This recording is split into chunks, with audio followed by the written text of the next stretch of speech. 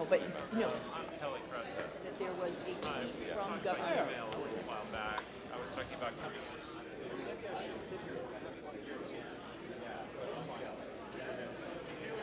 And give someone the finger when you.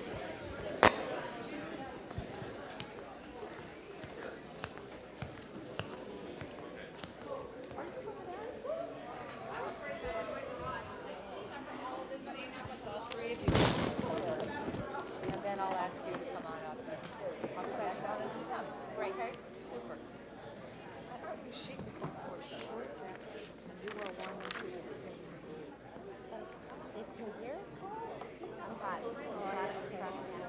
Oh, maybe. Yeah.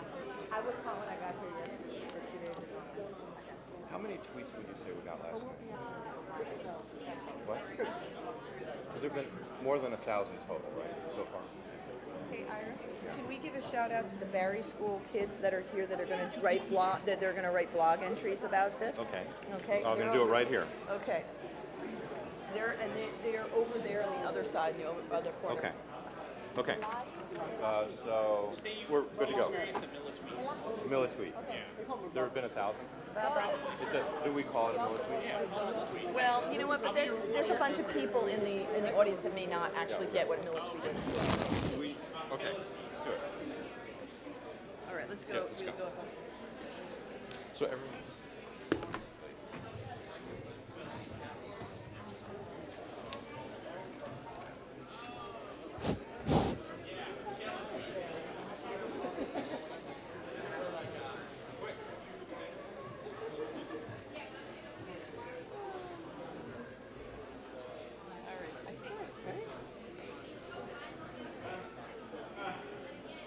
Ask him.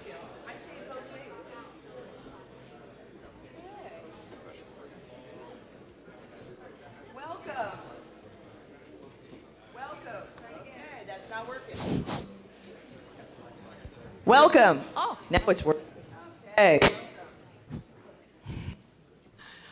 Good afternoon. We're so glad you made it here through the rain. This is wonderful. My name is Allison Druin, and I am, one of these pictures tells you who I am, but I am the Associate Dean for Research in the iSchool, and I'm one of the 2 co-directors of the Future of Information Alliance. My name is Ira Chinoy. I'm an associate professor in the College of Journalism, and I'm the other director of the Future of Information Alliance. If you are tweeting, if you're not tweeting, you're not with it, so forget about it. If you're tweeting, it's hashtag FIAUMD, and what we have to say is actually there's been an incredible amount of reporting on Twitter of the events we've had.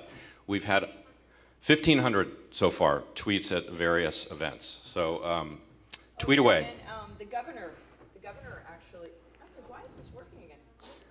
Stop that, you. Here. Give me another one. Okay. All right. The governor has passed on a good tweet. It's still not. Now it's working. Okay. The governor has said how much.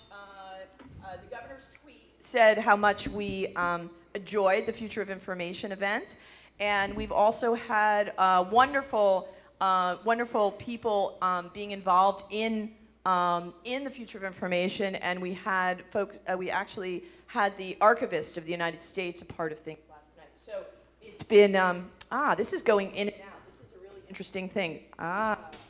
Okay, technology really is horrible. Okay, here we go. Anyway, so this is very exciting. Keep up the energy, and we've been trending on Twitter.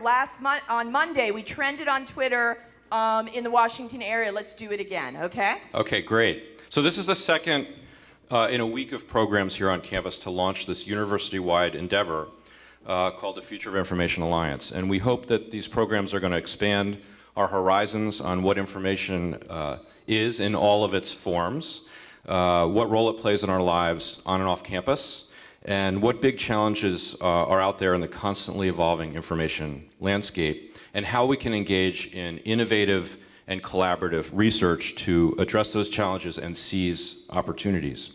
We said on Monday that the Future of Information Alliance is something like a think tank without walls that occupies the entire university, and all of you are now part of that by virtue of being here. And in addition to the programs like the ones that we're having today and the rest of the week, we'll be announcing a seed grant program next month for research ideas that cross disciplinary lines. So throw out some good ideas. We're making observations about what these big themes would be, and we're going to build a seed grant program around it. In addition to campus, the Alliance includes founding partners from organizations that are deeply interested in information and concerned with its future. And these include the Library of Congress, the National Archives, the Museum, the Smithsonian, the National Park Service, the National Geographic Society, Sesame Workshop, WAMU Radio, and the Barry School. And I understand that there are some kids here from the Barry School. Will you stand up for a second and see who you are? Welcome. Okay. They're going to be tweeting, so don't let them get ahead of you. They're going to be blogging. About us. Okay. There you go. All right. So to help us get started with this adventure, we've invited 3 innovators that we're calling our visiting futurists from Google, Twitter, and Microsoft, and I'm going to turn this over to Allison, who's going to introduce them. Okay. But before we actually get to introducing them, I actually get to introduce our topic for today, and our topic really is one of 3 focus areas that having to do with the future of information. And what we want to do is really have all of us think together about a particular aspect of information that connects to creativity and culture. And with an eye to really thinking about what are the challenges, what are the opportunities going forward into the future for research, for collaboration, for alliance, not only just in the university, but between all of our founding partners. Now, the people that are going to be speaking to us today are faculty here on this campus that do amazing things.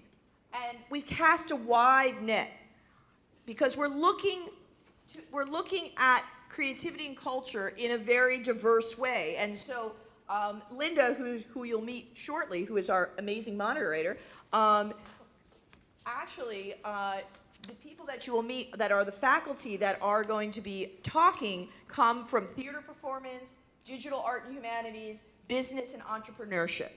And you would not expect that this would be something we pull together. But if you think about the future of information, again, it's very interdisciplinary, and yet it's transdisciplinary.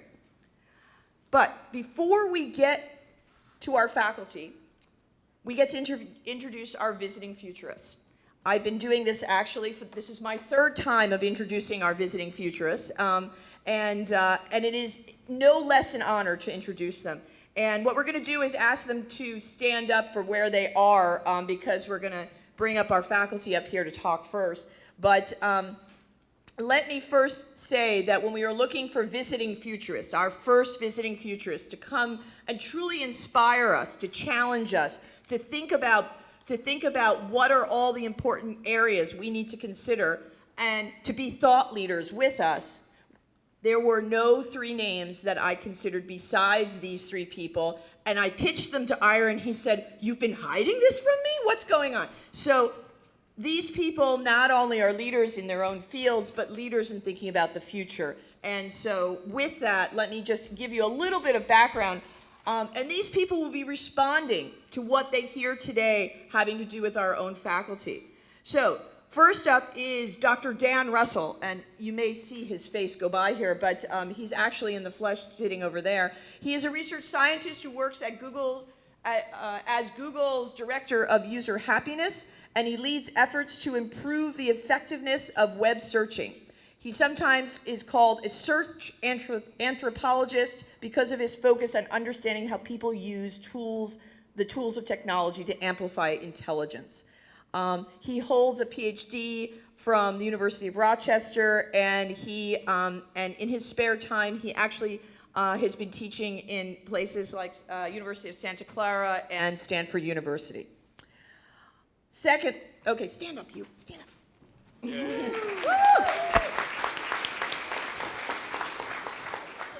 And by the way, Dan was our first visiting futurist last year when we didn't know that we were going to actually have visiting futurists. So anyway, yeah, he started this whole thing. It was very exciting.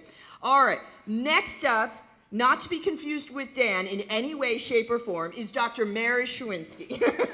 Okay, there she is, yeah. Okay. Mary is a research area manager of visualization and interaction, and they call their group VIBE. I think this is a really great name, which means Mary leads one of the largest HCI research groups in the country. And at Microsoft Research, her research focuses primarily on novel information visualization and interaction techniques. She also studies information worker task management, multitasking, and awareness. She has many different awards, and she holds a PhD in cognitive psychology from Indiana University. Welcome, Mary. And finally, but no less least, is Dr. Abdur Chowdhury, and I've learned how to say his name in 3 days, so that's my excitement. Dr. Chowdhury, all right, was, until a month ago, the chief scientist at Twitter, where he worked on search recommendation and extracting the signal from the noise. Previously, Abdur was chief architect for search at AOL and held positions at Georgetown's computer science department and at our own University of Maryland's Institute for Systems Research.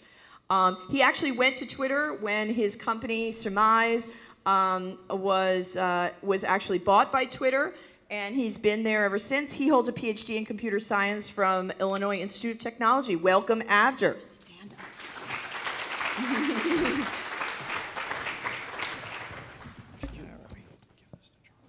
Give that to Charlie. Okay. It's my supreme pleasure now to introduce Linda Mabs, who is going to be our moderator today. I've known Linda for a while. Probably a lot of you actually know her. She was head of the University Senate for, last year, right? Yeah. Okay, last year. So she's a professor of music here at the University of Maryland. She's one of a small number of faculty on this campus to be honored as a distinguished scholar teacher, which was bestowed on her in 2000. She's, as I said, past chair of the University Senate. If you've been to campus commencement, you may recognize her as the singer of the national anthem and the university's alma mater, which is, I got to see her do that when I got my degree here. She is having a busy and wonderful week. Just yesterday, she added to her long list of accomplishments when she received the 2011 Landmark Award from the Institute for International Programs, which recognizes exceptional long-term achievements in supporting international life at this university. She has a global reputation as a soprano, having sung in some of the most important venues in the world. She's performed and taught master classes around the world as well, and she has attracted international students to come study here at Maryland. And we're pleased and honored to tell you that she is a founding member of the Future of Information Alliance Brainstorming Board, which is a board drawn with representation from every college on campus. We're also happy that she accepted our invitation to moderate this panel. So, Linda, we'll turn it over to you. Please, a round of applause for Linda.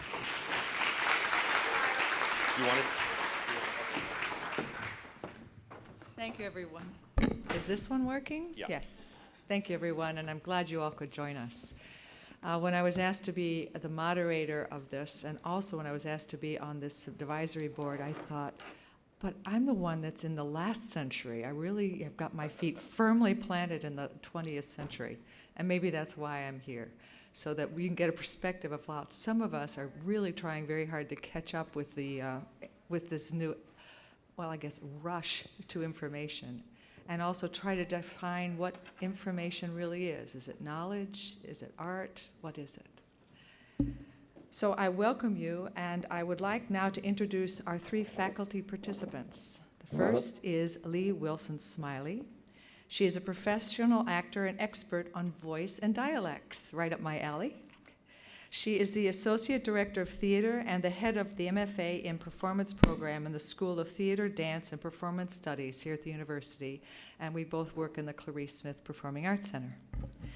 With the Maryland Institute of Technology and the Humanities, I think also known as MITH, Lee created the first website to focus on both the visual as well as the auditory characteristics of accent and dialect.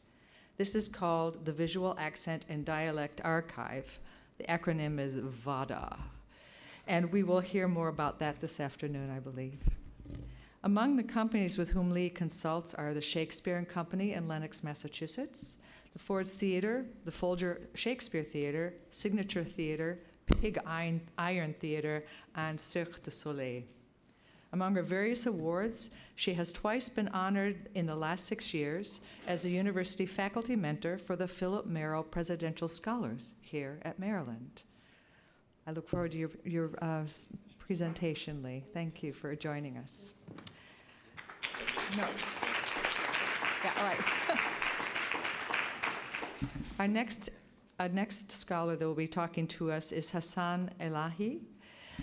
As an interdisciplinary artist whose work examines issues of surveillance, simulated time, transport systems, borders, and frontiers, he is Associate Professor of Art here at Maryland, where he is also Director of Digital Cultures and Creativity in the Honors College. Hassan's work has been presented in numerous exhibitions at famous venues around the world, including, for example, the Sundance Film Festival, the Centre Georges Pompidou in Paris, the Venice Biennale, and he is sought-after speaker, including recently at the Tate Modern in London and TED Google. He has a long list of significant awards and grants to his name, and his work has been covered by major news media, including the New York Times, National Public Radio, Al Jazeera, and elsewhere in print, broadcast, and online. And at least some of you may have seen him on the Colbert Report. Hassan, would you stand?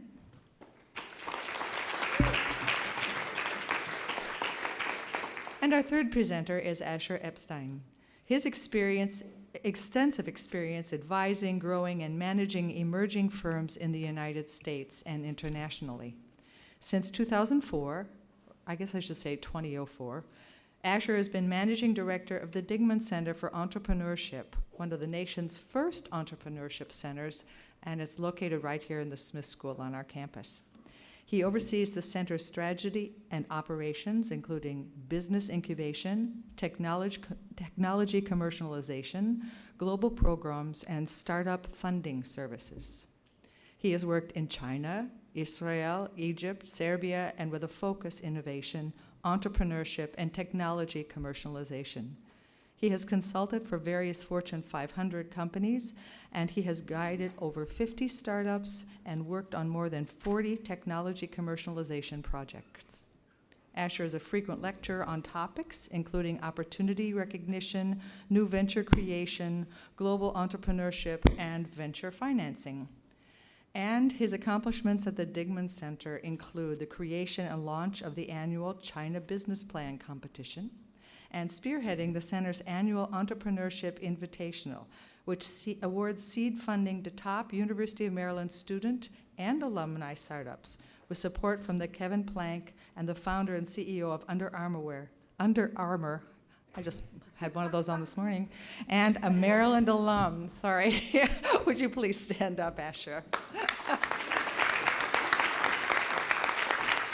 You've done a lot. It was hard to get it all out. Okay, this is how it's going to work. I'm going to introduce each one of these presenters. They're going to speak to us and make a presentation for about 10 minutes or so. And then we will open it up to questions that will be given to our three futurists, right? And then we'll just keep going from there. So let me ask Lee to come on up.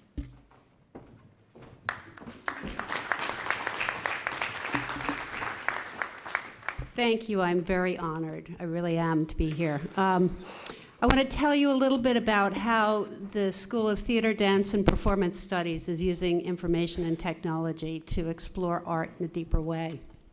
At this moment, TDPS, which is the Theater, Dance, and Performance Studies School, is partnering with the National Academy for Chinese Theater Arts on a co-production of A Midsummer Night's Dream by William Shakespeare. My big question is, how can we have rehearsals in China and in Maryland at the same time?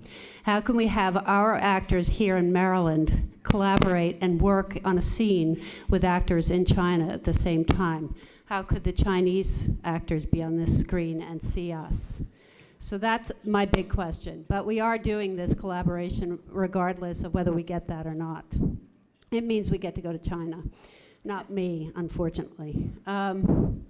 Another way we're using technology and information is we have one of my colleagues, Karen Bradley, who's here, is analyzing the brain and expressivity when it comes to dance. So she calls it the brain on dance. Another one of my colleagues, Frank Hildy, has a website where he collects pictures and information about every theater that's ever been built in the whole world. And then there's me. And there's plenty of other people in our school that do some fascinating things with information. I just can't list them all right now.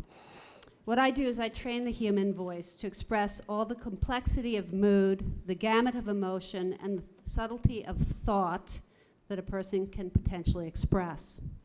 I work with professional actors, newscasters, therapists, lawyers, doctors, poets, and dancers sometimes.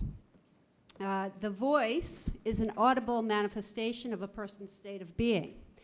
That means where the person is from, what their family is, what their culture is, their social group, their education, their thoughts, their feelings are all reflected in that particular human being's voice.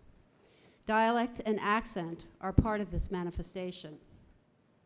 It used to be that actors were taught a few critical dialects or accents in conservatory, and that that would serve them for most of their creative lives. So they learned French, standard British, Cockney, Irish, Spanish, Italian, and Southern maybe. Since the inception of YouTube, and with plays being written in or translated to the English language from all over the world, we can no longer rely on a general representation of a person. It is necessary to get as specific in an accent as possible so that we're representing people sometimes from an island off the west coast of Ireland, or from a small town in Maine, or I need to tell an actor and teach an actor how to sound like Josh White or Ma Rainey. For each particular dialect or accent that I teach or coach, I do hours of research. I study tonal characteristics of that accent, vocal range of the dialect, the music within the dialect, meaning the rhythm and the pitch variations. I study the region and what the geography is, because that affects how we speak. I study what the history is of a region and what kind of invasions have been there and what kind of diaspora has been there or has happened there. And I study the rhythms of the people. All of this becomes how a person sounds. I'll give you an interesting example in South Philadelphia, where I lived for many, many years. It's an all-Italian, pretty much all-Italian working class neighborhood in Philadelphia. Some of the sounds that are really epitomize that region of Philadelphia is you say home, I'm going home, and I'm going to eat a hoagie, and then I'm going to look at the moon, right? And so people generally think, well, that's just the Italian dialect there. No. And actually it's because when ship workers started coming there over like 200 years ago, they were Scottish, and they settled in South Philadelphia. And then the Italians moved in, they adopted their way of speaking. So it's really interesting how dialect shifts a lot. Now, for the last 7 years, my research has been conducted on YouTube. It really has. And I guide my actors to listen and to observe the speakers I find that are authentic. It occurred to me that if I had a central website solely dedicated to dialects and to accents, it would save me a lot of search time. There are two other well-known audio, dialect, and accent websites for the English language, but they're just audio. You can listen, but you can't see the speaker. And I think seeing the speaker is really important, because what they're doing with their mouth and what I call the muscular articulators actually determines how they sound. And if you've got 5 people from a certain island in Malaysia, then who all move their mouth the same, then you begin to see a pattern. So what I did was, together with Myth and the generosity of the University of Maryland, I created this website, which is a visual accent dialect archive. It's crowdsourced. It's like a Wikipedia. Anyone can donate their dialect or accent from anywhere in the world, download it onto YouTube. If you tag it Viselect, and I put cards on all the tables so you can see the instructions are on the back of the card. If you tag it with the word Viselect, then I'll find it, I'll authenticate it, I'll drag it over to the VADA website. An added advantage, that's the word I was looking for, to this site is that people are talking about where they're from and what their families are like and what's important to them. So it becomes an anthropological site as well. In addition, it's a historical keeper because dialects shift and they change. We're losing about 300 languages a year. We're just as quickly losing dialects and accents. They are homogenizing. We're becoming very much like each other, which is too bad because I love diversity and difference, but that's the way it is. So this is something that I hope will be a keepsake and an archive for our differences. So I'm going to show you a couple of interviews that I conducted on VADA. So this one is a woman I ran into in a bar when I was working in Philadelphia. So she'll tell you a little bit about herself. Got it. All right, so my father's side is German Jew and my mother's side is Russian Jew. And the one grandmother that I was very close with, she lived across the street from me. She was freaking nuts. It's right there. She was very loud and irate and very funny. And the thing about her, she was the typical mean Russian grandmother. She hated everyone, and I have 4 brothers, lots of cousins. She hated every single one of them except for me, and she lived across the street. And she would watch us all during the day instead of having our parents hire babysitters and stuff. And we'd be like, she had like a really tiny backyard, and she would put us all in the backyard, and she'd sit in her like porch, just like knitting and stuff. And every like 20 minutes, she would scream my name at the top of her lungs, and I'd say, yeah, and she'd just go, just checking, like she had this really high pitched Russian Jewish accent. I don't know. It was so funny. What did it sound like? Oh. Can you do it? Well, she would always kind of talk like this, and she would always. Oh, here we go.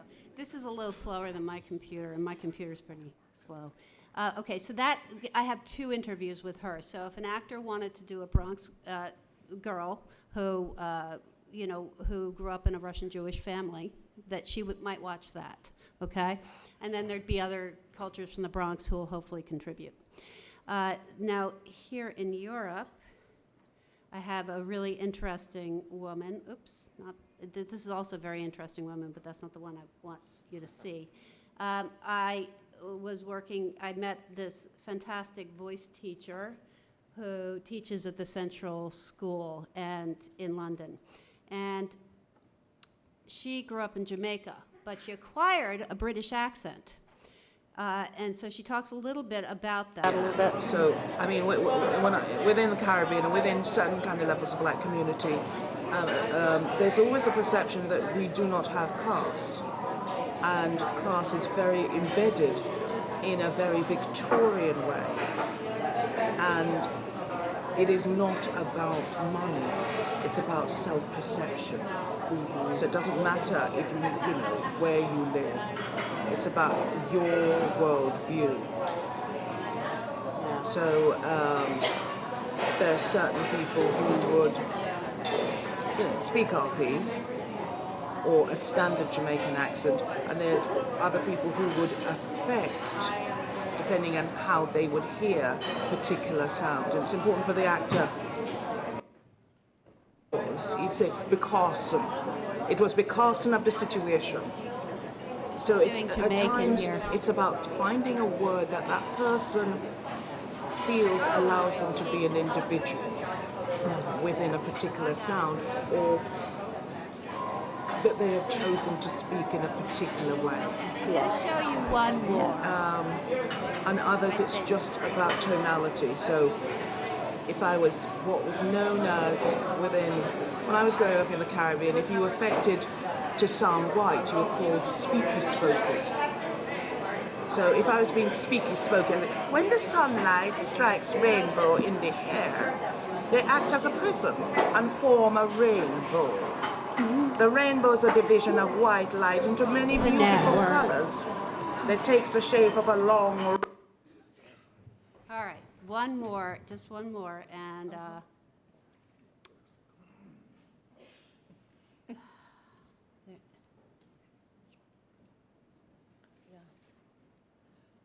okay.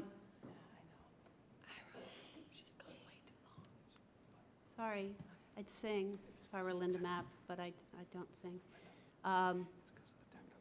So you go into dialects. I'm going to go to North America, United States, and I'm going to look under recent. There's this fellow I met in the Italian market in Philadelphia, who he works in a butcher shop in the Italian market. There we go. Okay. Okay, by the way, I want to bring out a certain word, one single word, that I think it's universal now, all right? And the word is yo. Yeah. Okay. And another word was cuz, yo cuz. Yeah. And they would say, first they would say yo cuz. But where did the word yo come from? Not many people can say that. No. So you're going to hear it from me now. Where did yo come from? Well, this came back in the 50s, okay? The word yo actually came out a little bit before that, okay? Okay, so that's the website. I've populated it with about 78 interviews at this point. My goal is that I have at least 10,000 by the end of next year. It means that I need a lot of people to contribute, and I need to disseminate information about this site and get people really interested and jazzed by it, because I think it's fantastic personally, because it's a great resource, but it's also great because I'm a humanist. I love people. I love them. And so I want ideas from everybody as to how to get it out. I'm going to do a Facebook page about it. I'm going to Twitter about it every time I download a new interview. But I'd love your ideas. So that's all I have. Thanks. Thank you. Thank you, Lee. Now, Lee, before you go, we would like you to ask a question of our three futurists, if you wouldn't mind. And I'm sure that they will have all of the answers all ready for you. Oh, my bad. Would you guys come up here, please? It's an athletic event. Right. So my question for the And why three don't you come and get set up while futurists she- and also for the audience, but I'd like to hear from these experts first, is how do I get this information out? How do I jazz up, the greater populace about this? Did you all hear that? She wants to know how she's going to get this information out there. Excellent question, Dan. I was giving you the visual cue here up here. So your first question was really about how to get the actors in China working with the people here. That was your first question. I was going to take that one. And so, I think the technology is already available for that. The problem is this thing called the sun. And you're just going to have to pick which set of actors you're going to piss off because it's going to be in the middle of the night. Well, we've been doing a bunch of research on asynchronous video and collaboration. The problem will be if there's any point in time where they need to literally be synchronously. The problem is when they have to be synchronously collaborating. Asynchronous tools are really, really good, and people just pick it up where they left it off, but leave information for the next round of people on the other side of the globe. But as soon as they need to be in tandem, that's going to be more of an issue for you. So, absolutely right. Even though we are futurists, we don't know how to move the sun or time zones yet. That's a problem. Sorry. Well, we do, but we can't tell them. Or we'd have to kill them? That's a new patch to the browser. We'll work on that. The other part of your question is how do we get the rest of the world to help you crowdsource your project? Yes. Okay. And the answer is, ready for this? Plastics. No, that's a different movie. That's right. This is a graduate seminar. So no, seriously, it's going to be something like doing outreach through the various social media. So you're going to use Twitter, you're going to use Facebook, you're going to use Google+, you're going to use email, all the standard stuff, right? So basically what you have to do is increase your reach. You have to somehow make your message so that people can get to it. And a great way to do that is to figure out how to get into the Washington Post. So I'm not telling you anything you don't know, right? But if you make your tools accessible so that people in the rest of the world can, for example, call in from, say, Orkney Island and make their 5-minute YouTube video with, say, your script, your standard script. You want to crowdsource it so they can do it and you don't have to go there. What if you did something a little more, maybe not quite high level or low level? What if you went to like all the kind of like local community people that put on productions, and each area would go and get the various dialects there? So if there was like a community center in Brooklyn, they would go collect the local dialects, one in Cincinnati, one in LA. And each one of them is contributing the local area there. But what they get back from doing that and participating is when they put on a play and there's someone from Brooklyn and they're in LA, now all of a sudden they have this as a resource. Have you thought about Mechanical Turk? I don't know what that is. Okay, I can tell you about that afterwards. It's a great way to get lots and lots of people from all over the world participating. Yeah. Okay, And you can pay them small amounts of money, like 5 cents. That's a small amount, yeah. Okay, thanks very much. I'll have Hassan now come on up. Very nicely, thank you. Yeah, can you get down?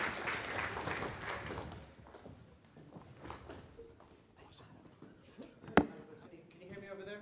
I can't tell if this microphone's actually. Is it? No? No. No, okay. How about now? All right. Is that a little better now? Okay. Okay. That's probably a little better, right? Yep. Okay. Well, thank you. Thanks, Linda. And Ira, Allison, where are you? Oh, you're back there. Thank you so much for having me here. Are you? Okay. Hi, I'm Hassan, and I know some of you in here. I recognize quite a few folks, and thanks for the DCC students for showing up. They're all back there. So, howdy. So, I'm an artist, and usually when I tell that, a lot of folks just immediately assume that I'm an artist, and well, you know, the traditional sense of like, well, so what do you paint, or what media do you work in? And I find that really frustrating, and because the thing is, I don't really think of my practice having any type of medium or material, but if anything, I think I work with information, and I work with strategies of working and different ways of problem solving, and really looking at creative problem solving.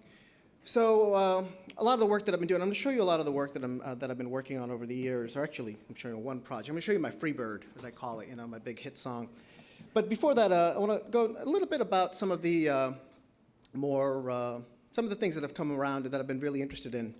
A friend of mine, Golan Levin at Carnegie Mellon, recently posted this image on his blog, and I was really fascinated by this. And this is Michael Neymark, who was at MIT in the late 70s, early 80s.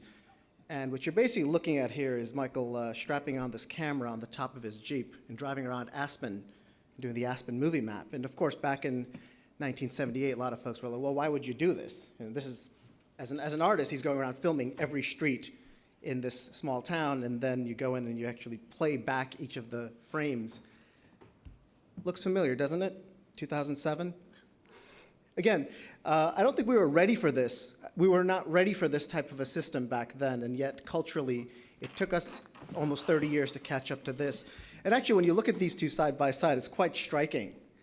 When you see the Google camera with this, the Google car with the camera and the street view, and Michael's Jeep and Aspen movie map from 1978. So, you know, I'm a big fan of art that barely passes for art, and I think Mel Chin is a really good example here. And Mel, in 1990, he went to this dump outside of Minneapolis, where it's a toxic waste dump. I mean, it's just absolutely nasty with every kind of toxic chemical in there. And he was researching this idea of these plants, these hyperaccumulators that are attracted to these heavy metals. So he went to some scientists and said, hey, I got this idea, and if I plant these, maybe it'll clean up the soil. And of course, the scientists are like, this will never work. this is great that you think this is going to do something, but realistically, this is not going to work. So of course, being the wacky artist, he's like, okay, well, you know what? Whether it works or not, I'm going to try it anyway. Went out there, planted a whole bunch of these, they're a type of sunflower. And sure enough, after the sunflowers were harvested, there were chunks of metal inside the stalks. And this technique is now used for landfill cleanup in many parts of the world. Also, another project with Mel, and again, I mean, we're not really sure, you know, is Revival FIA, is this a sculpture? Is this a community project? Is this activism? Is this environmental cleanup? He's an artist, but, you know, he's not a scientist, but at the same time, it has social impact, and it, again, barely passes for art. So another project that I'm really fascinated about that Mel was doing is Funded. So after Katrina, he was asked to come out to New Orleans to help rebuild the city. And he went there and said, this is beyond my scope. The devastation is too great. I'm sorry, but I really can't do anything. And he walked away from it. And he started thinking, well, what can be done? And then he came to the realization that the problem in New Orleans was not the storm. Of course, the storm was devastating, but the problem was already there before the storm. And that was the lead poisoning that was in the soil. So there are certain parts, for example, I think Norway, it's something like 17 parts per million that's legal of lead in the soil. Canada is something like 40. The US is a couple of hundred. Again, the numbers I don't know off the top of my head, but I'm just giving you the range of them. And there are certain parts in New Orleans where it's in the thousands. And of course, the lead poisoning causes erratic behavior, it causes brain damage, it causes violence. And to no one's surprise, some parts of New Orleans are some of the scariest neighborhoods in the country with some of the highest death rates. So he said, okay, in order to rebuild New Orleans, we need to replace all the soil. It's not exactly a small city, and it's a substantial amount of effort. So he's talking to some scientists and some politicians and some people, and they're like, well, you know, you can't do this. This is just an insane project. Replacing all the soil of a major American city, that's no small task. And of course, it'll cost so much, you could never do this. So I said, okay, how much is it going to cost? And it's like, a lot of money. It's like, no, give me a number. Give me an exact, give me a rough number of what I need to get to do this project. And eventually, one of the scientists told him $300 million. So of course, Mel, being the artist, says, okay, I'll bring you $300 million. So he went into school groups throughout the country and had school children. They're primarily school children. There are some adults involved as well. And each person drew one $100 bill, as you can see over here. And there's all these schools, and he has an armored truck that was used in Darlington at the Speedway. And this armored truck travels throughout the country, picking up these drawn $100 bills. And as they bring them in, so basically what he's doing is he's organizing 3 million kids that are drawing $100 bills, which will be $300 million. And at the end of this, he's gotten pretty close to it. And at the end of this project, the plan is to bring it to the steps of the Capitol and ask Congress for an even exchange. So again, is this art? Is this activism? Is this social gathering? I don't know, and I don't think it really matters. I don't think it really matters. I'm going to switch gears a little bit and tell you a little bit about the project that I've been working on for the last 8 years or so. And this is a project called Tracking Transients, and it started out after I was reported or erroneously reported as a terrorist suspect. So there was a report that the FBI got that an Arab man fled on September 12th who was hoarding explosives. Never mind, I'm not Arab. Never mind, it wasn't the 12th. But, you know, if you see something, say something, even if it's wrong. So I spent 6 months of my life with the FBI, justifying every moment of my existence. Basically, you know, telling these guys, you know, I'm innocent. And, of course, after 6 months and 9 consecutive polygraphs, they said, yeah, we know, we believe you. I said, well, great. Well, you know, can I get a letter saying I'm okay?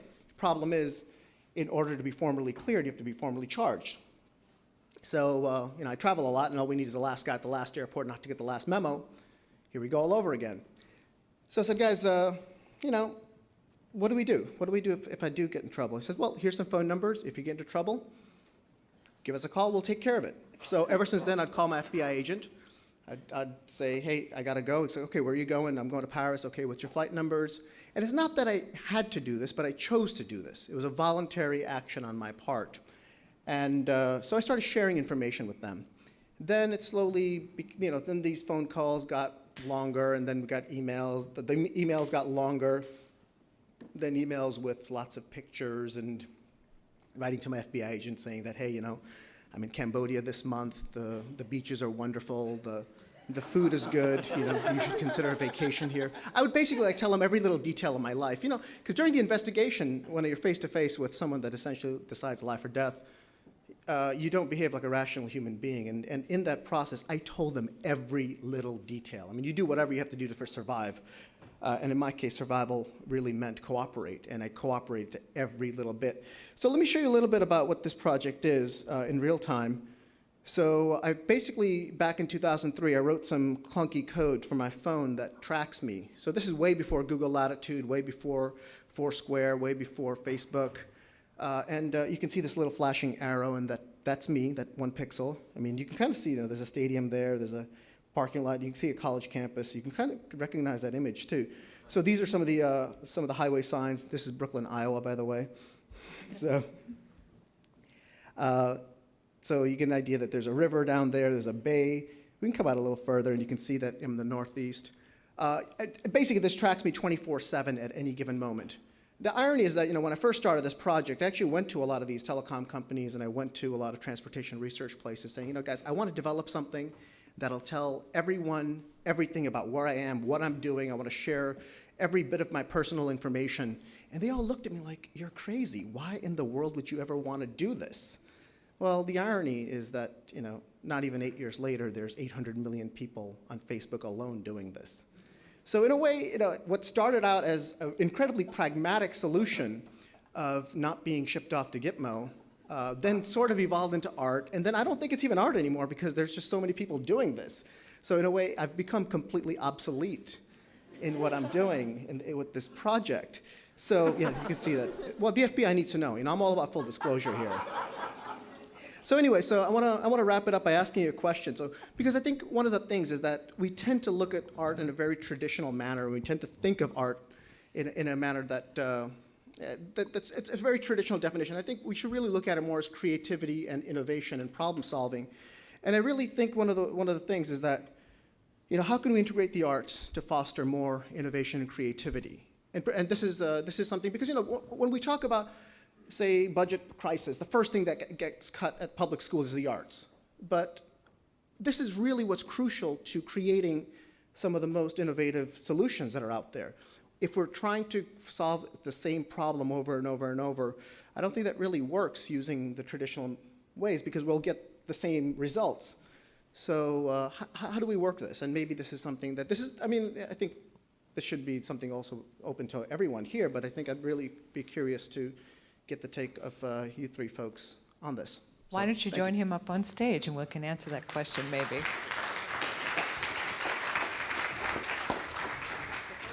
Thanks, Hassan. That was fantastic. I think the interesting thing about your question is that, and your first example, or one of Mel's solutions, was that he looked at it from a completely different way. Actually, in both of his, he looked at it. In both of his, he looked at the problems upside down and took on the impossible. I was wondering, though, to what degree, when he chose the dirt as a problem, as opposed to everything else he could have chosen, did he choose it for art? Because he had the idea of how he could solve it, or did he choose it because he really, really, really thought that was the biggest problem? I think, well, I know Mel relatively well, but we never actually talked specifically about why that particular project. But I think as artists, we do projects all over, and it's kind of like, okay, there's a public art project in this city. So what do you want to do? And usually public art would mean, well, we're going to get a monument, or we're going to get a fountain. And instead of a fountain, he decides to do this crazy project out in the middle of nowhere that very few people actually see, but it has so much of an impact on the community. So I think, again, to turn it upside down, to instead of looking at it in a direct line, but to kind of circumvent it and go around it, and it becomes a really squiggly road rather than the direct way. I think that's the value in integrating the art into everything else. Yeah. But how do you folks do it? I mean, at your companies, I mean, how does this take place? I think you stepped on something even more important. Like we don't foster creativity in any of our schools. So it's not about art or science or anything. It's about creativity and thinking about problems in new and interesting ways. Ken Robinson always talks about, we've killed creativity. They do all these like tests with kids. So they'll give like some kindergartners like a paper clip and say, what can you do with this? And they'll come up with like 30 or 40 different things. And then they'll give like a second grader the paper clip and they can do 20 things with it. And by the time they've gotten to high school, there's one thing that a paper clip can do. So that's very sad. And so I think really what you're stepping back, and the real thing we all need to think about is, how do we foster creativity? How do we think about problems in new ways? I think our next speaker is going to be talking about this, because that's what entrepreneurship is about, looking at the problems in a new way and trying to make sure that, you know, we have a society that accepts that. I guess I would say that one of the key characteristics of creativity is not having the idea. In fact, I think, Abdur, you were saying earlier, ideas are cheap. Being creative is not the problem. Doing something is the problem. So from my perspective, it's not just that generating the idea, because I can write programs that can generate cheap ideas. It's actually acting on it. And so one aspect from my perspective would be, there's sort of an engineering side to the art that you do. You had to write some code. You actually had to do something. It was kind of probably difficult at the time, right? One of the cool things about all art is that there's a certain element of technology involved, right? And so one of the interesting aspects, I think, for me, is how does an artist get control of the technology so it gets out of the way, so that you can do what you really want to do. And so, for example, a cellist has a piece of technology that's really, really flaky, if you think about it. That there's this big construction of wood that's under high tension, and these weirdo strings that operate very non-linear fashion, and yet she manages to make fantastic music with it, right? And so a big question here is, ideas are cheap. How do you get the engineering and technology out of the way so you can do what your heart really wants to do?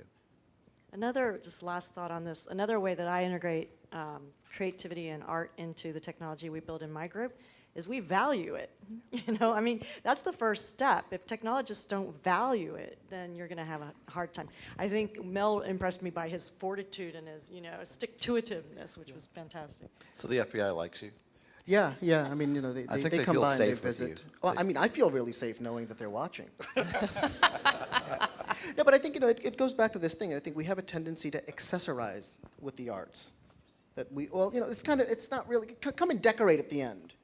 And instead, how do you bring them in from day one, from the ground up, rather than as something at the end? Yeah? I think that's our cue. That's all right. Okay, Asha. Thank you, Hassan. That was very interesting.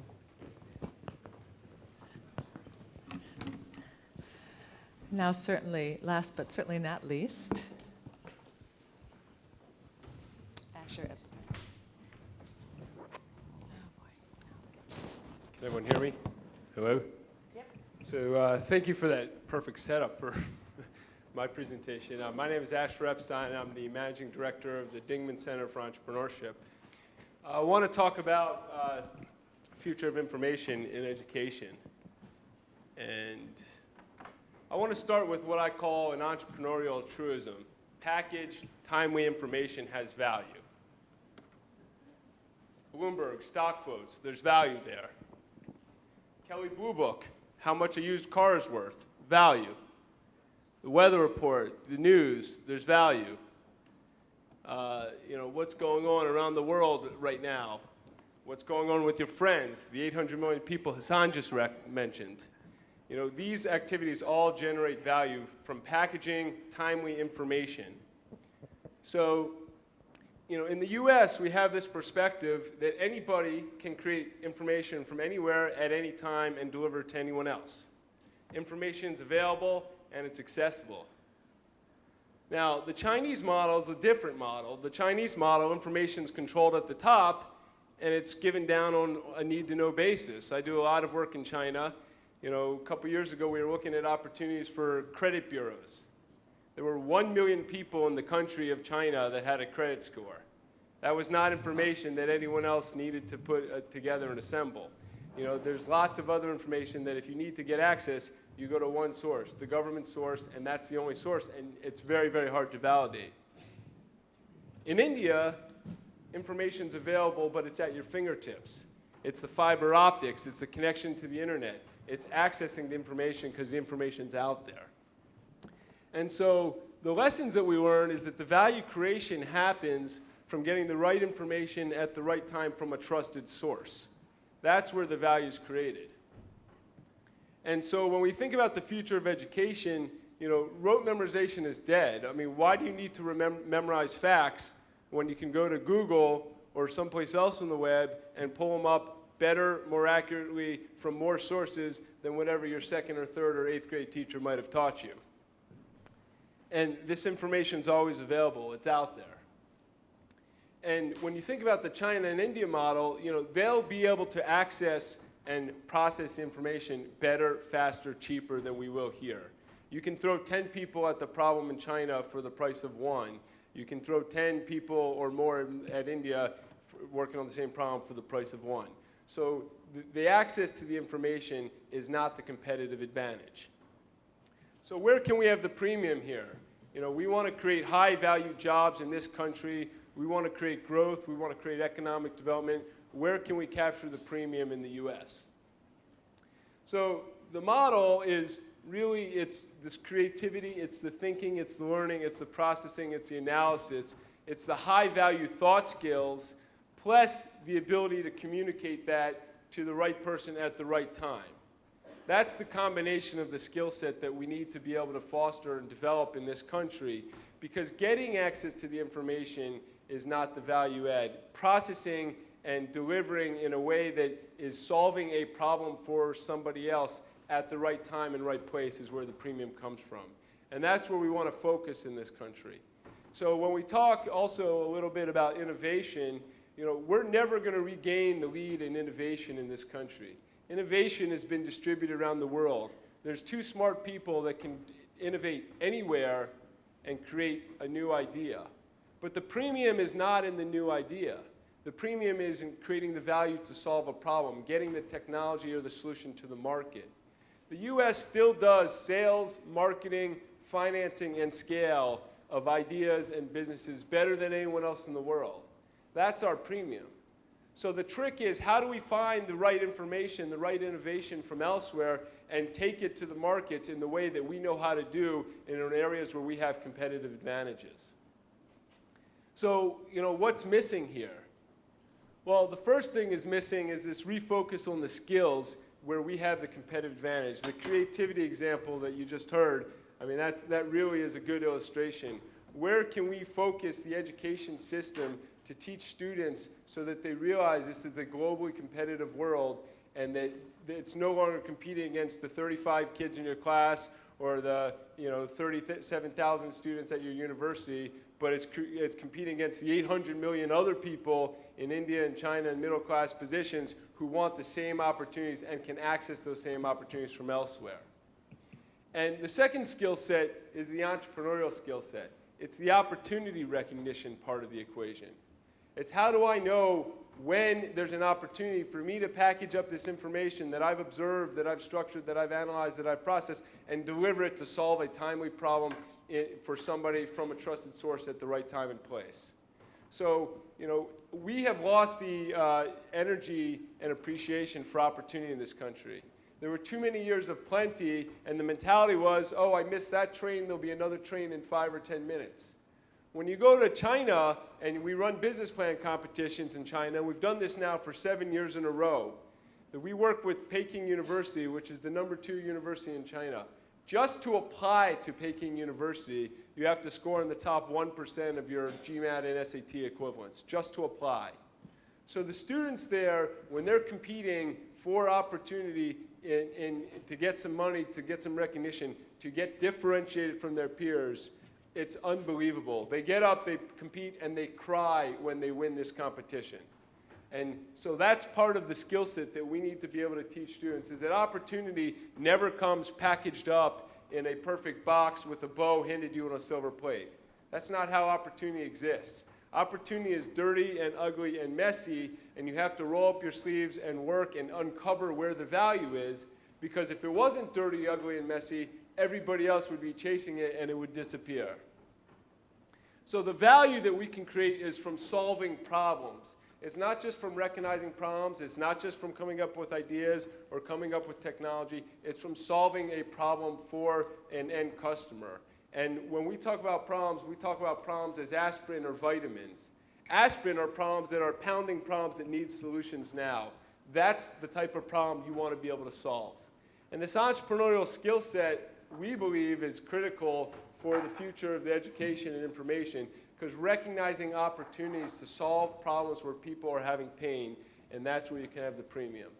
So it's this opportunity recognition and the critical thought analysis to deliver a solution is where we can get the competitive and maintain a competitive advantage in the US.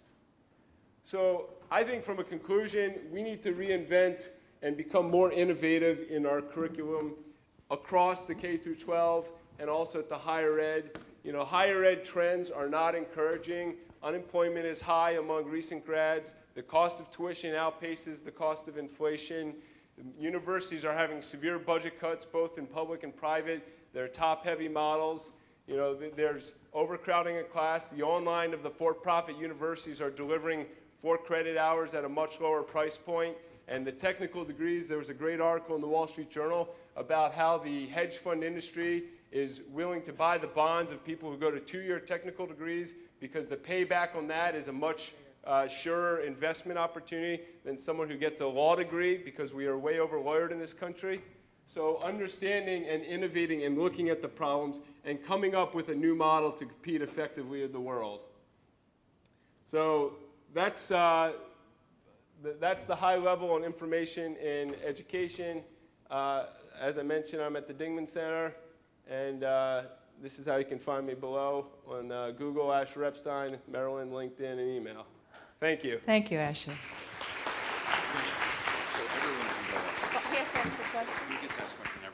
I would like you to ask your question. So my question is... And why doesn't everyone come up, also Lee and also Hassan?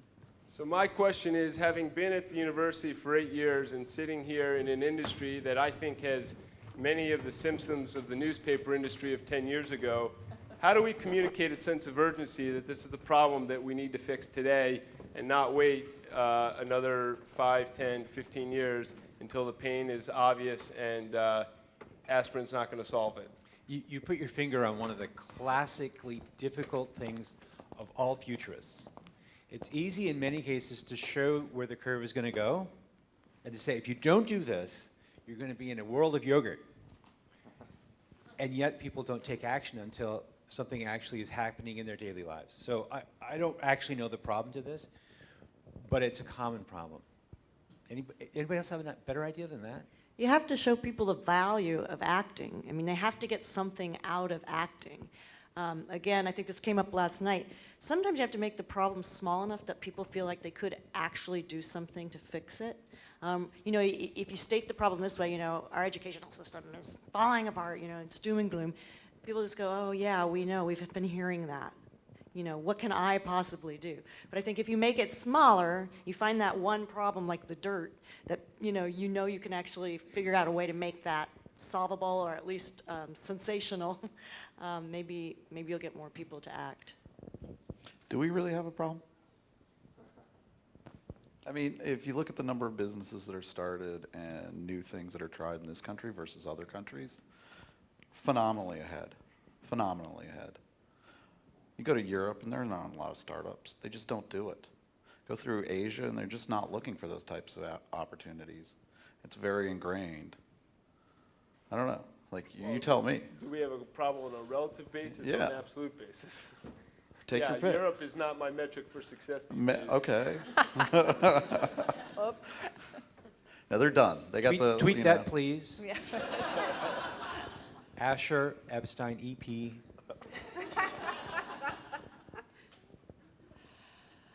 I think what Asher was saying is that he saw real differences between the Chinese students and what he sees here in our country. Yeah, the hunger. Like, they really are trying to economically change their lives. And in terms of absolute numbers, I think you're absolutely right.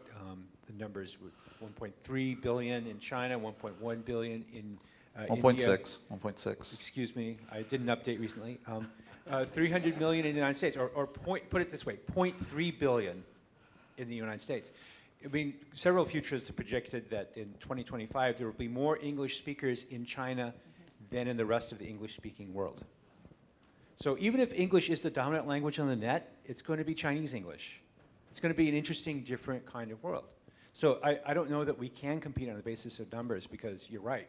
The top 1%, or put it another way, the AP students in India outnumber all the students in the United States in K-12.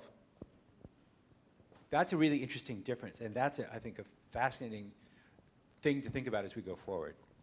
I think there's also an energy and a hunger over there for success, and where I think what has happened in the United States, we're all somewhat in shell shock as to what has recently happened in just a few years, and people just haven't come out of that shock yet to realize that we have to respond with just as much energy and enthusiasm in our creative thought. Well, I'm not all doom and gloom. I mean, the Chinese have.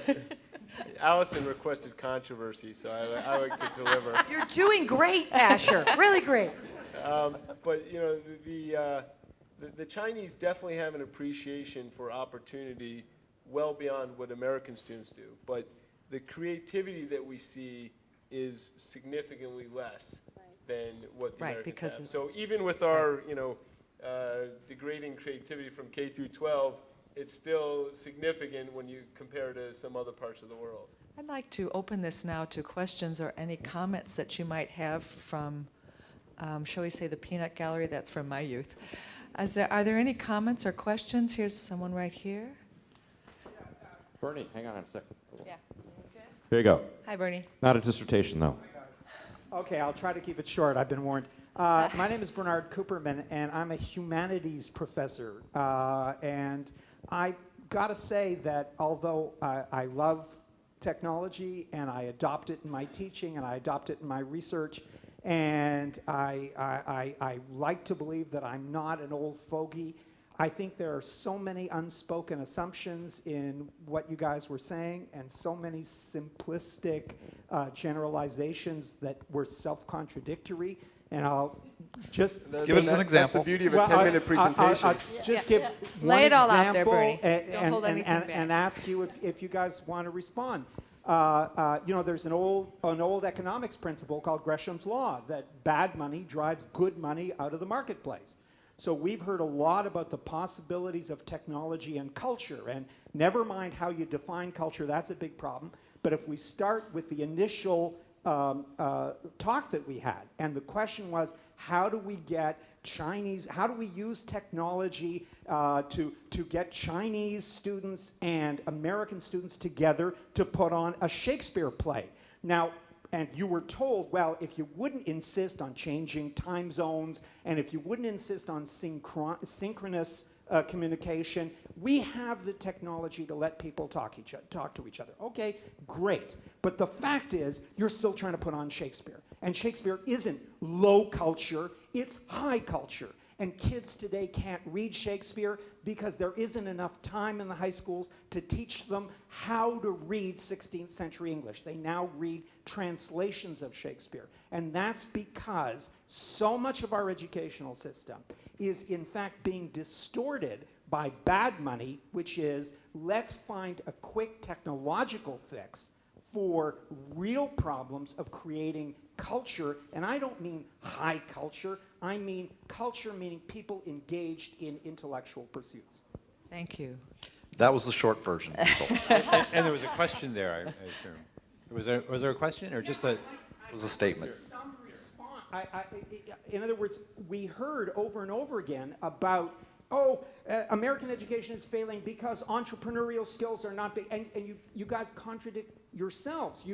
Asher, you backed off of the statements when you were said, but come on, it's not really like that. But the truth is that all of the rhetoric about technology, Question. I'm asking, aren't you contradicting yourselves? Of course we are, because Yes. anything's never white or black. It's always some gray in between. And you know what? We only use technology as a tool. Why am I using technology at this point? So the person in the back of the room. Or I could shout. And this is just easier. So it's an easier tool. So like, We had an technology is answer. never the answer. It's just We a had tool. an answer that technology exists to bring people together. We didn't have an answer for how do you culturally bring them together so that they understand each other? How do you actually teach them to understand the text? I mean, if you want to throw technology at that, that's a whole different story. You know, we were trying to resolve very quickly the initial problem, which was how do you even get them on the same screen? And there is an answer for that. The questions you raised are much, much deeper and more problematic. Okay, Turn question the over here. actors into robots Yeah. and get rid of the human beings. Well, actually, We can in make China, this work. In China, And they're robots doing can that, understand right? Shakespeare. Yeah. Here's another In question. China, they're doing that, right? They have that one simulated robot that was doing the play with the other person. That's kind of funny. I haven't seen that. Check it out, YouTube. You know anyways, that. You know how to get there. My question is kind of hypothetical one. Let's put it at that. What if a program doesn't fit for you? What if the education model or institution that you've gone to doesn't fit you? Is there one that will ever fit you? Or what do you do as a student if you can't find an educational system that doesn't fit you? It's called the library. But then, is the Maybe library going to give me you know a what? job? Maybe higher education isn't for everyone. You're right. Right. But But then that what do doesn't you mean you do? don't have to learn or forget that the world is an awesome place, and exploring it and understanding it in other ways is not possible. You don't have to come and take, a Shakespeare class to enjoy the world or to have questions about what's going on in life. You can go to the library and read. You can go look at stuff on the internet. You can travel. I don't know. Like, education isn't the answer for everything, is it? Well, it depends on who's talking. In the sense of the motto of like. I like saying in that to a the bunch of US professors educational because they system. get pissed. I mean, I agree with you, but no, that's cool. But it's like in the U.S. educational system, it's like you go through the assembly line of like K through 12, then graduate, postgraduate, doctorate, all that, and that gets you the job, right? What It's if what that we've been doesn't work? taught. It's what we've been taught. Well, my Right. mentor, I just want to say, while she was teaching, told every actor that if they really wanted to be an actor, they shouldn't be in this class working with her. They should be out watching people, reading books, and performing. And I have to, traveling, it's exactly what you said, Abdur. So I agree with that to a certain extent. So I think you actually said something really smart about this. The assembly line model of United States education, that's exactly what it is. If you think about it, when you're in 8th grade, the bell rings. Why does a bell ring? Well, it's built on this old sort of industrial factory model. And so we've kind of canonicalized, standardized a lot of current education practice. However, I think, as Asher was suggesting, one of the things we have to do is change our expectations. We have to change our culture of education so that people can go out to the net, discover their things that they really want to find out. They can go to the library, learn that thing, go to find mentors in the real world, and start to define their own notion of education. You won't get an accreditation like that, but you will be a smart person. And I think new programs are being created all the time. I mean, I think this is a very exciting time in education. Look at this alliance, cutting across all the traditional boundaries and trying to form collaborations and working with technologists and artists. So many, many universities are starting new programs. I think we said this on the talk show, right? That was you. So I find promise in a new model. My son just got into a special program at NYU where he's allowed to put together, he wants to write about the music industry. And he's allowed to put together whatever classes he wants, and he's only taking classes that really excite him. He's taking physics, he's taking history, but in some ways he sees how those classes are going to excite him, and they're supporting that. So I think new models are forming. We have a question in the back. We do? There we go. I hate to sort of cherry pick a point from your presentation, but I felt like it was kind of a big deal that you overlooked That's a little good. bit, this sort of the idea that rote memorization has no value. I think that there's like good evidence that as a mental exercise, it actually provides great value to humans to use their brain to memorize things. And certainly information isn't always constantly available, and there's some value in memorizing things and developing that skill. So I just wanted to ask if you'd looked into that at all, if there's any response that you had to that. Have you seen the Handbook of Physics and Chemistry? Handbook? It's about 5-6 inches thick of just numbers. Avogadro's number, have you memorized that? I think his point was it's ridiculous to like think that that's a needed skill anymore. So Abdur, you are completely wrong about Also, this. that calculator, my second grade teacher told me I would never have. It turns out I always have it. Yeah, because we never learned the math that we needed to learn because we didn't do the rote learning. No, I actually did. Well, I it didn't. turns out I got the calculator. I admit I'm I using the didn't. calculator. How Guess embarrassing 2 plus is 2 it? eventually will equal 5. How embarrassing is it to go to a store and not know how to pay for it because you can't do the math in your head? Come on. Well, another example. Let me not to the Again, marriage not of true memorization. minds admit impediments, right? What? You have to listen, Abdur. Oh, yeah. You're supposed I to was curse saying, first. Let me but I not listen. to the marriage of true minds admit impediments, right? And I can do the rest of the sonnet. The point is, you have to memorize some things so you can recognize them, so you can hear the assonance, you can hear the rhythm, you can hear the prosody of these great ideas. Otherwise, you're forever looking everything up, and cognitively, that sucks, because I'm from Google, I like to look stuff up, right? But the truth is, you need to have some facts immediately to mind. Otherwise, the cost structure of actually trying to compute with that, it just screws you up. And you can't Your actually ability work. to make associations is not there because you don't have the memory to build them. Yeah, but I'd like to ask a question that was actually in an email that I received from a distinguished professor this morning. She was there last night, and she can't be here. She's teaching. And she said, it's so exciting, all of the information that we're getting, we're being bombarded with this fabulous information. We can go anywhere, Wikipedia, Google, we can search, but does it add up to knowledge? That's my question. I'll take a stab at that and also try to take a stab at your other question, is that I think we very much need information architecture models for how we process and synthesize data, because otherwise it's just random facts that are discrete and not connected, and you know, the value there is very hard to develop, and it's also, you know, the processing time to get to the answer is very difficult. But you know, Abdur's comment about Avogadro's number and some of these other, you know, facts that they drill into your head and quiz you on in 8th grade physics or wherever it is, you know, I mean, that's not something that's going to be a valued skill. Understanding the context of the high level as well as the detail and building an information architecture, I mean, that's what you're dealing with all the time in order to get the information faster. You need to have mental models for that. No, I think, you know, it's one of the things that, and it's kind of ironic that I'm sitting next to the guy from Google saying this, but the thing is, the information is there. It's there. It's how do we actually learn to access this information? And it's not a matter of just looking it up, because it goes beyond just looking up the information. It's about having some inherent ways of understanding how to navigate that information. So I think a really interesting way of looking at it is if we look at economies, you know, we all started out as, I guess, at least in certain Western ideals, I mean, we started out as farmers. We started out as an agrarian society, and we slowly evolved from there into an industrial society. And then we went from that industrial society to this information or service society. And now, as we're having this dematerialization of our economies, really, I mean, you know, we're talking about, well, what's education? What's healthcare? These are completely non-tangibles. They simply don't exist. We're moving more and more and more to an information economy. And how do we navigate that information, and how do we actually figure out what part of that information is valuable to us and what part of it isn't, simply because there is just so much of it. I mean, what is it? At last stats, the internet is doubling every 2 days.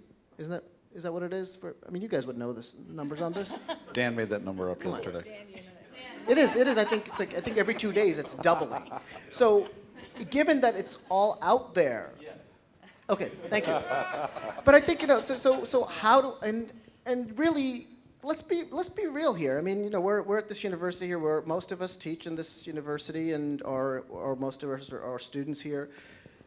A lot of the shifts that have taken place outside of here, we haven't caught up to. we simply have not caught up to, and we're still operating in that industrial age model of when the bell rings and you come out, or when we're still, as if we're making widgets at some factory. So I actually wanted to respond a little bit to your thought about the distinction between information and knowledge, and if you extend the idea towards wisdom. Yes. Right? I mean,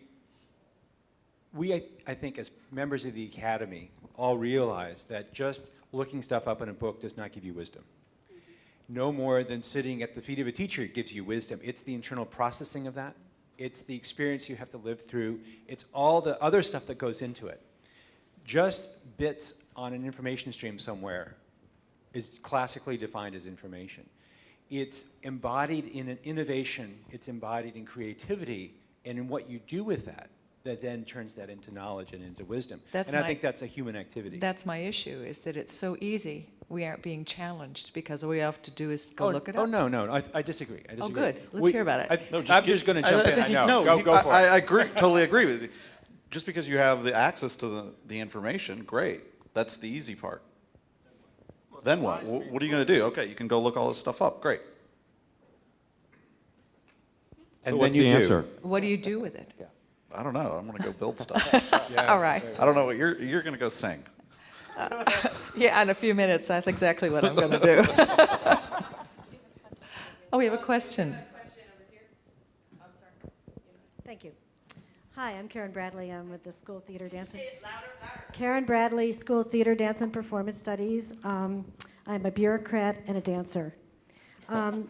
I listen to a lot of you talking about scaling up and about big ideas that are going to, help us save energy and, deal with the Euros and all of that. And I'm wondering about scaling down to the creative moment, to the moment that is actually at the level that the problem is existing at in that moment. And I have another part to this question that I want to ask you about that may not seem related, but I think it is. And that is the signal to noise problem of what's out there. How do we hear the signal in the moment amidst all of the noise that's the right signal that tells us what we have to do next, who we have to go talk to, what needs to happen to fix what's happening right here, right now? So the cool part is that technology can actually help with that problem. It's called contextual awareness and knowing what's highly relevant to you at the right time and what isn't. And we actually built systems back in 2000. Eric Horvitz built priorities. I could literally sit and do my write my paper for 3 hours and know that no important email had come in that I needed to worry about. And it just used very simple user models about who reported to you, where you sat in the hierarchy, important word analysis, did you tend to respond to this person quickly or not? And literally, it saved my life while I could use it. It hasn't shipped yet, unfortunately, but we're getting closer to shipping tools like that. So we have the technology to actually protect you and insulate you from unwanted distraction. The problem is we don't have the technology to make you have that breakthrough idea.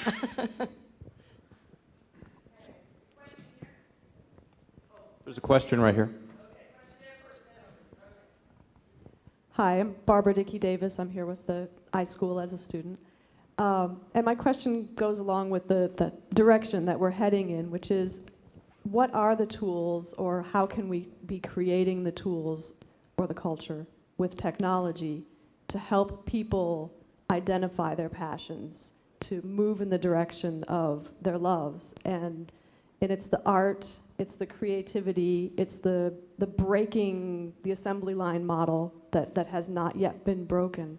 But do you see things happening in technology, in your lives, in your teaching, that are helping people not just go through the assembly line of school, but identify, oh, I love this, how do I move forward with that? Good question. Dan? Well, I think to extend my previous thought about that, technology has always been part of the arts, right? So if we go back to the violin or the cello model, there were major technology breakthroughs there in the construction of glues, in the choice of kinds of wood, in the way the pegs fit into the tailpiece, and a whole bit.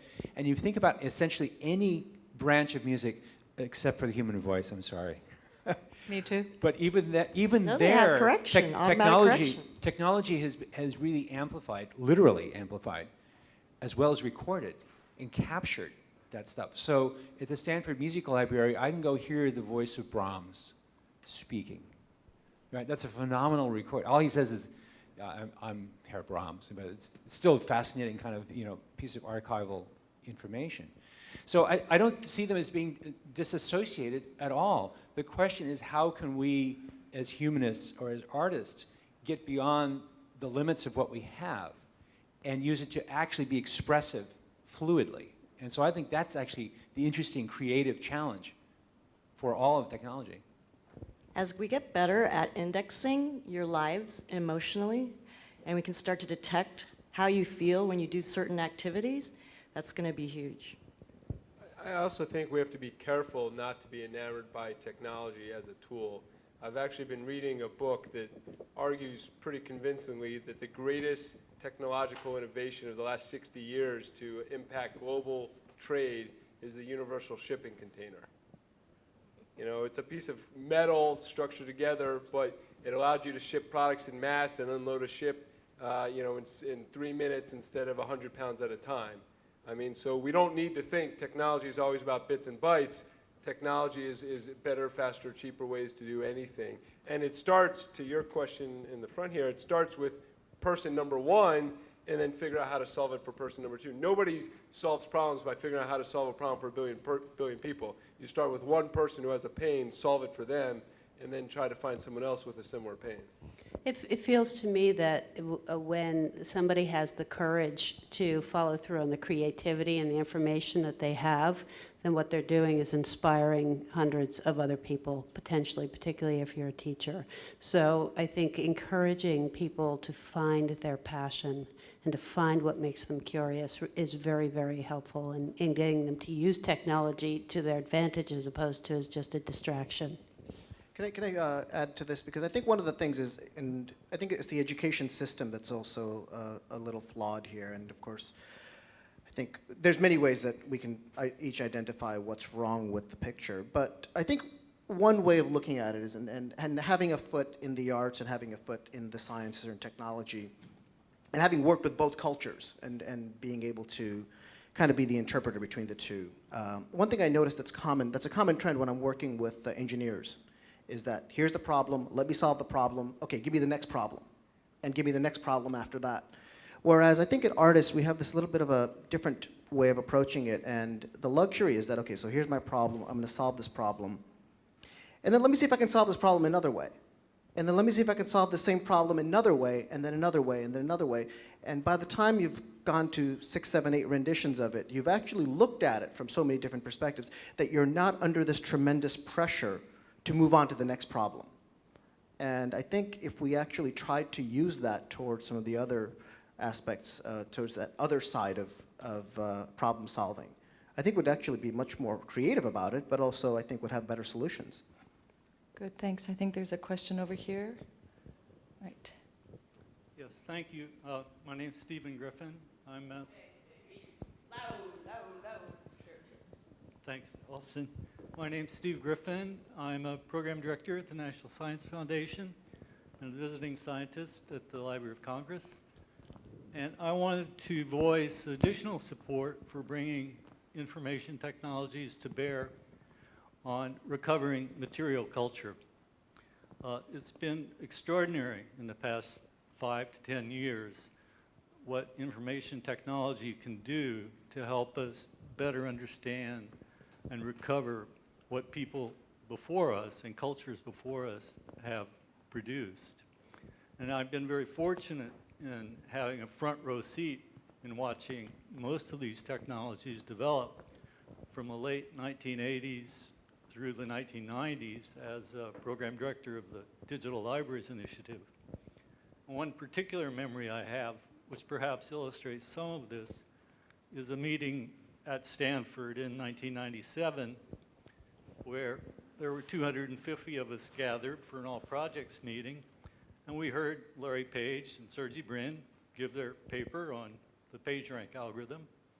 But later that day, we went out to dinner at Xerox PARC, which admittedly and was recognized as perhaps one of the great incubators of creative ideas. But I think what most people remember the most about that meeting was that at Xerox PARC, the music was early music on period instruments from the 14th century. And so those melodies remained in people's heads much longer than the 15 or 18 technical talks that we heard, although we did listen to those very carefully. So finally, I just want to say again, in support of the digital humanities, the spatial humanities, humanities and the arts, that it's really important to carry as much of the past as possible into the future information environments. And finally, search is wonderful. And the Digital Libraries Initiative funded, I think, the first music information retrieval project ever funded by federal agencies, a joint project between Indiana University, well, actually at that time, the University of Massachusetts, and a university in England funded by the Joint Information Systems Committee. And music information has come a long way. There are yearly conferences, or benchmarking and so forth. And yes, we can analyze Brahms, and we can find instances of phrasing in Brahms, and we can find tonalities in different renditions. But can we find the correspondence that Brahms might have had with Claire Schumann during the time that he was composing the Fourth Symphony? And I'm not sure that search can do that. Well, I love that question, because if the information is not indexed by anyone, then you're kind of stuck. And so ultimately, one of the roles of the library is to be able to provide those hook points, those index points, those places where things get cataloged and understood. And with search tools and technology, we can actually start to find linkages and relationships that are otherwise just impossible for a human scholar to actually do. So one of the great things that who's done in research, Google Research recently, was the n-gram analysis. You probably know about this, right? Where a bunch of the books corpus that we have has been analyzed, and you can look for example, the evolution of a particular word over the past 200 years, because we've got this giant corpus of all these texts. And that's now an accessible database for scholars to go in and look, and they can find stuff that they literally could not do before. So I think one of the great things about the technology in the humanities is it allows impossible things to become easy. And in particular for humanities scholarship of that kind, I think it's a real boom that we can do things like that. Or for example, in the Prado project, you can actually go up and look up very close at, say, the paintings of Velázquez and see the craquelature at a resolution that they won't let you do in the museum. They won't let you get that close, right? So I think with this kind of stuff, we democratize a huge amount of what's in the human corpus, in the human intellect. And we allow everybody to have access and be their own analyst, their own scholar. That's a fantastic achievement. Okay, it's we're getting on to 3:30, and Ira, do you have something you? Yes, I do. I'm going to use my prerogative here, and I'm going to ask your question. So we had a small group session the other day of maybe 10 or 12 faculty, 10 or 12 students from all disciplines, and Linda asked a question, which is, what can we do to save symphony orchestras, right? Which is a narrow question. They're dying, what can we do? We got a lot of brain power in this room, and a lot of people from multiple disciplines. And so the question really, I think, is how can we use information and communication in some way to save symphony orchestras? Do you want to say something about how many are dying, or, you know, it's not hard to find them. I wouldn't say, whoops, I lost myself. I should probably be able to speak You have to, so yeah. you can hear me. Is But this better? Okay. They need here to we go. capture the audio back there. So. Oh, okay, well then never mind. For those of you who are not music types, probably you all know this, the symphonies in the United States are losing audiences. Most of them have a lot more gray hair than I do. and they are not able to reach out and bring in audiences, new audiences. And part of that problem, of course, is that they're not getting music in public schools, so they're not getting exposed to the classics anymore. And I guess my question is, what can we do to reach out? And we are, although my colleagues from CSPAC, I just saw them leave, so I can say this, we're woefully behind electronically how we can reach out to our audiences or to patrons. And I guess that's my question. Do you have any ideas? Do you have any ideas? We talked a little bit about this in our small conversation. So Iris asked my question, and here you go again. I actually had another thought since yesterday. Okay. Yeah. Analytics. For example, one of the things, you're absolutely right. When I go to the symphony, I look out and I see a sea of white hair. And I think the demographics of this pyramid are not good. You're right. And that's a major problem. So one of the things that'd be really interesting to understand is, for example, is the vast majority of symphony attendees baby boomers? And if so, you're stuck in a cultural, behind a cultural landmine. And I don't know how to fix that. Well, they're also, I have to say, the baby boomers, for the most part, are just barely computer literate. So I agree. It'd be really interesting, though, to know who the new attendees are and where they're coming from and why they're doing that. So since I'm from Google, my natural impulse to everything is analyze it to death. But I don't know how you can, for example, devise a marketing campaign to reach out to those prospective new subscribers, which you need, without knowing who's coming in and what the possibilities are. And that's what I would recommend. I would think twitting would be a good idea. Tweeting. Tweet. So there's an observation comment from the brain power in the room here. Someone here. Professor, I'm wondering if how certain you are of the reason you think that symphonies are dying. Are you confident that that's the correct answer? No, I'm not. Because I'm wondering, and I don't know if this is accurate or not, my assumption is that it has something to do with the level of work that an individual is involved or willing to do. And I think from the standpoint of journalism, my question kind of fits with music also. I have an assumption that those who are more willing to do work are more willing to do something like listen to a symphony orchestra. I don't feel that listening to a symphony orchestra equates to the level of, like, let's say, entertainment that comes with listening to pop music. So I wonder if you've thought about that at all and just kind of thought about that assumption with information in general, the level of work people are willing to do. I think that's a very interesting point, because I'd say most cases, the listener is challenged to listen much more carefully because there's so much going on. Do you have any ideas on that either? Yes. There's a theory going around with theater now, is that the human brain is developed to be such an interactive organ that we want, as an audience, to participate and have more choice in what we hear and what we see. I don't know if that is applicable to this situation, but I think it's true in theater. Didn't Mozart encourage that? So I have a comment on this that I'm pretty confident you'll all disagree with, perhaps violently. So I'm Ben Peterson, and I'm in the computer science department, which may be relevant. You may remember the New Yorker cartoon with the classic cartoon of the New Yorker's view of the world, where I can see from here to Brooklyn, a little bit of New Jersey, and not very much of the middle, and there's this compression of the world. There's a computer science, well, let's say another current example is Time Machine backs up your Mac every hour for the last day, every day for the last week, every week for the last month, and so on.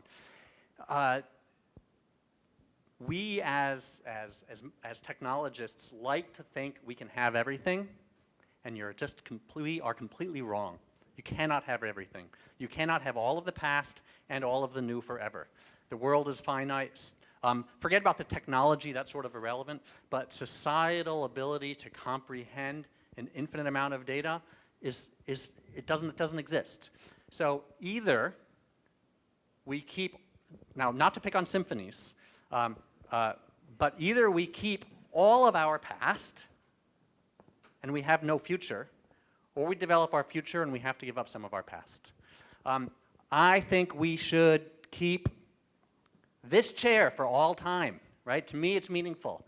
We should keep our Mac 2s, right? I mean, our Mac Pluses. You just can't keep everything. So if we really want to move forward, and society as a whole, for whatever horrible reason, is not valuing symphonies, in the same way they're also not valuing all kinds of other things, including old sailing ships and other things that we like to think we like. We can historicize, we can keep them historically, we can do our best to teach people about it, but society moves on.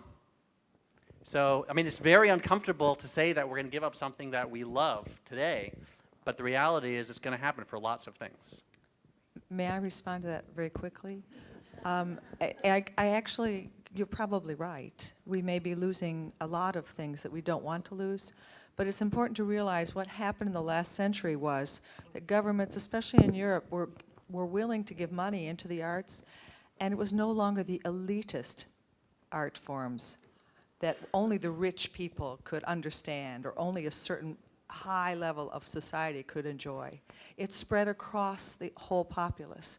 And what's happening now is that it's being shrunk again, so only the elitists and those who understand and are educated can to enjoy it. And that's my fear. I'm afraid that it's an experience which I find so joyous that's going to be robbed from the upcoming generations. The problem is Europe has no money. You need to use the mic. He says the problem is Europe has no money. Well, they still have the euro for a few more months, maybe. Is there any other comment or response to that? We can't take any more questions. Is it about this? No, we actually don't have time for any more questions. We're literally out of time. So sorry. Can I step in for a second? So yeah. I know we could keep going all afternoon, but I think we'll ask everyone to take just a minute and wrap up. Yeah. Would everyone please take a minute and talk? I just said my thing. It's so much to say. I don't really have anything to wrap up with. I think I've said everything. It's to you, Abder. Go. That was a great comment, Ben. I think I may agree. I agree, Ben. I agree with Ben too, but I also I thought this was a great conversation, and I'm appreciative of everyone making the comments that they did. I think it's important in the university that we have more conversations like this in an open forum, because these are real issues that we need solutions to. And personally, I think the sense of urgency is going to come from putting these issues on the table and having the difficult conversations so that we can start figuring out what the solutions look like. So I'm torn between wanting to open a whole new can of worms. No, I won't go there. I won't go there. Go for it. I will simply point out that, Ben, I think you're actually right. We just can't accumulate the incredible sediment of all time and so on. But an interesting aspect of this, and I think our friends from the Library of Congress will agree, there are certain select things we do want to preserve culturally and so on. And a huge problem from a futurist perspective is I can't read my DAT tapes from 15 years ago. I can't read my 3.5-inch floppies from 5 years. You see the problem, right? It's the archiving issue. And I worry that I'm not going to be able to read my PDF files in 50 years. I'm not going to be able to read my MP3 files. So your problem is getting solved, right? It's the collective cultural forgetting that's going to happen. And I think what we want to do, though, is to be careful and be conscious and be aware of what we're going to forget, rather than just letting it happen as an afterthought of technology erosion. And one more suggestion, we should market Symphony to all the NBA fans. Ben, I absolutely agree with you, and we're not going to be able to keep everything. And I think I think probably a little bit more, at least for the arts for us, one of the things is that maybe to look at it in the definition of extinction. Right. And the scientific definition is a species that fail to adapt to changing conditions. That also applies to ideas. And if we don't change our ideas, and if we're trying to stick with the ideas of previous conditions, they're not going to be around. So music is around, right? That's good. So, That's it? No more? You guys are so verbose. All right. All right. Thank you. Thank so you. we just to wrap up, go ahead, Alison. Okay, we want to wrap up with a couple things. Tomorrow at 10 o'clock in the morning, we will be continuing conversation and thinking about transparency and boundaries. Tomorrow, we are also going to have a little bit of time to be able to, at these round tables, talk to each other. Okay, and so we will be doing some brainstorming tomorrow in thinking about transparency and boundaries, because we do have passions about that. But before we wrap up, we do really want to thank Linda for moderating this amazing thing. And we do need to thank, actually, all of our volunteer folks that have been so helpful in making this all happen. Thank you so much to all of you. And the Office of the Vice President for Research and the Office of University Relations and our amazing team members, Ann Rose and Charlie Luetes and Jane Gould. Thank you all. Thank you all. And special thanks to all of you who have made it to the end of this program. We thank you. Okay, so we hope to see you the next 2 days. It's free. You get a lot of good stuff up here. This is what happening tomorrow at 10 a.m. here. Transparency and boundaries. The speakers are, if you could hang on for just a minute so I can announce these. The speakers are Sahar Kamis from Communication, and she's going to talk about the use of information in the Arab Spring and a current project related to that. Paul Yeager from the iSchool, e-government and who are the ins and the outs in access to information. Ben Peterson, stand up, Ben. We haven't seen you stand up enough. All right, there's Ben Peterson from computer science. And I'm not going to tell you what he's going to do because it's going to be really cool and I don't want to ruin the surprise. Sherry Parks from American Studies is going to moderate. And on Friday, the program is Science in Our Lives, also here at 10 a.m., also free. And again, in each of these, we're going to be joined by our friends from Google, Twitter, and Microsoft, and the panelists, each of whom runs an interdisciplinary center. Linda Alduri from Public Health, Carol S.B. Wilson from Engineering, Bob Buchanan from the Center for Food Safety and Security Systems, Margaret Palmer from the National Socio-Environmental Synthesis Center, and chemistry professor Larry Sita as moderator. So please register. If you have questions that you couldn't answer, you can tweet them to hashtag FIAUMD. We're collecting them. If you're not up on Twitter, find a file card and write down the question and hand it to us before you leave today, and we will get at them. So thank you very much, and thank you again to the panel. Thank you. We do have an umbrella, apparently. I'm not raffling it off. Someone left it at the registration desk, so it's a black umbrella, please.